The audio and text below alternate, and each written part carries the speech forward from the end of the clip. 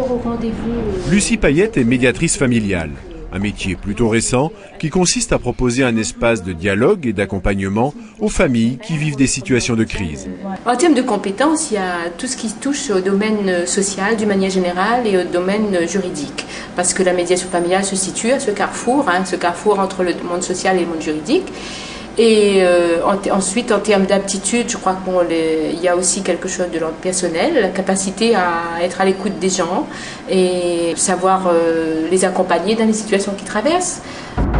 Et depuis la séparation, en fait, j'ai pas pu voir ma petite fille parce que mon ex-compagne m'en empêche, en fait. Vous n'avez pas pu voir votre fille depuis 2 mois? Dans la plupart des cas, le médiateur reçoit des gens qui vivent une séparation, un conflit pour l'exercice de l'autorité parentale ou qui connaissent des difficultés de communication sérieuses au sein de la famille.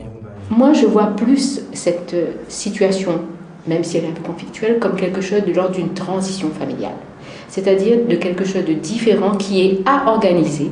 Et dans la mesure où c'est organisé, ce sera mieux pour tout le monde. Bien sûr, il y a l'étape difficile du conflit. Donc là encore, c'est la spécificité de la médiation familiale. C'est bien de lui poser le conflit et de le regarder. Cette communication et voir comment vous pouvez la mettre en place. Et ça dépend de vous. Alors il y a plusieurs volets dans mon quotidien professionnel. Il y a le volet d'accueil des personnes, des entretiens proprement dit et tout le volet information et contact extérieur et représentation, on va dire, au niveau de la médiation familiale. Donc ils doivent normalement te rappeler. Et il y en a qui ont pris des rendez-vous pour... Alors il y en a 2 qui doivent... Le troisième volet, toute partie administrative, donc les contacts avec les partenaires, les préparations des projets, parce qu'il en faut, pour les demandes de subventions et tout ce qui en suit, auprès des instances financières qui chapeautent la médiation familiale. Maintenant, ce que je vais vous dire, c'est que... Le métier de médiateur familial s'exerce le plus souvent au sein d'associations qui ne dépendent ni des tribunaux, ni des grandes structures comme la sécurité sociale ou les caisses d'allocation familiale. Le médiateur familial, il ne fait pas partie d'une institution, donc il est indépendant et il est neutre.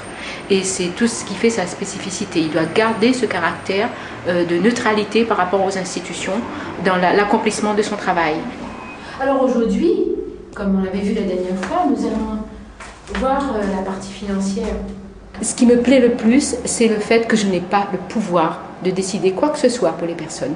Et que j'amène les personnes à trouver elles-mêmes leur solution, à avoir du pouvoir sur leur propre vie et sur leurs propres solutions à trouver.